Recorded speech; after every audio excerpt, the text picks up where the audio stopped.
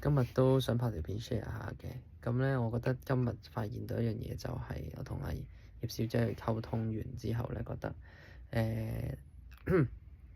就係自己會想去做冒險啊，係啊，即係好鍾意做一啲追求刺激啊，需要一啲感官嘅刺激啊咁嘅嘢。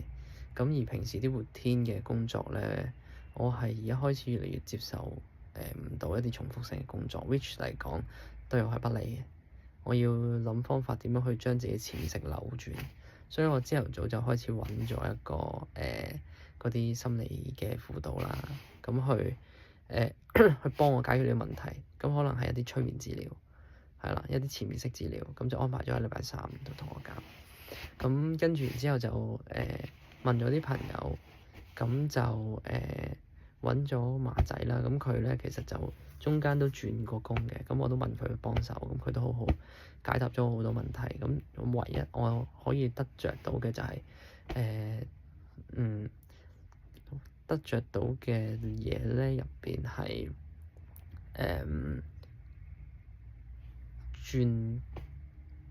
轉工之前都係諗清楚啦，係啊，咁同埋唔同行業面對嘅嗰個問題都係唔同嘅。而家呢份工對我嚟講已經唔算辛苦，已經係好多即係好多 flexibility 喺入邊，你好好珍惜佢，係啊，你當係一個試錯嘅空間又好，點都好，係因為老細好嘛。第二樣嘢就係咩咧？就係行山啊，因為我冇咩啊，唔係第二樣嘢，跟住就去做我有少少叫做嗰個 task 啊，諗住做下啲公司嘅嘢，係啊，因為我突然之間諗到啊，不如試下spend 多少少時間去諗翻究竟禮拜一嗰陣時有啲咩可以教到，或者有啲咩可以 plan，係喺嗰陣時諗，係啊。咁我覺得有啲唔同嘅地方就係我咁耐以嚟都冇發現到自己，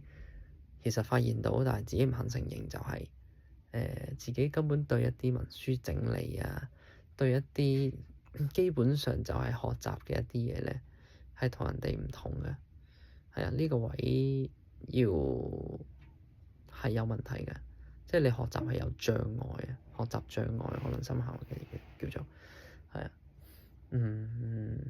係啦，點樣可以令到自己會通到條路咧？係啊，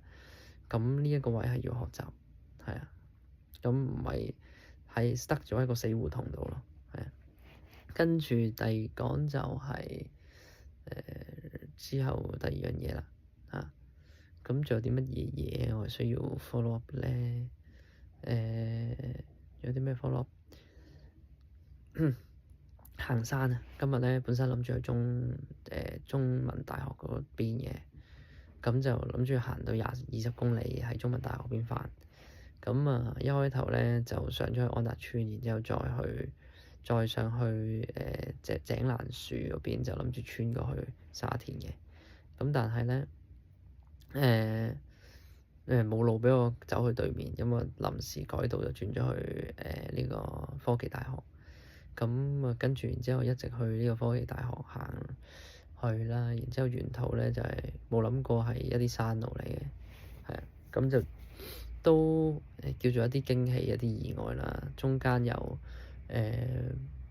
行過，中間停又停過，係啦，但係最尾去到目的地，咁就 OK 啦，係啊，咁所以我覺得返嚟舒服嘅個人，係啊。咁呢個係我禮拜六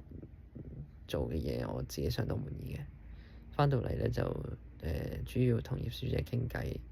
傾咗2個幾3個鐘頭，睇咗條片睇咗呢個尾聲啊，見到已經嗰個 intern 咧已經係有佢嘅才能啊。其實佢已經係即係你話冇工作經驗咪唔係一件事咯。佢自己本身識得去整理個 Excel 啊，識得整理啲文件啊，睇得晒入邊究竟講啲乜嘢，然之後再進行分類。咁呢一個位係非常非常之係啊了不起嘅事。係啊，咁就其實要佢好似佢咁，就要諗方法點樣可以幫到老闆手去做到一啲嘢咯，係啊。呢個係作為打工仔應該做嘅，應該 achieve 到嘅嘢，係啊，就係去幫老細，係啊，冇錯，就係咁。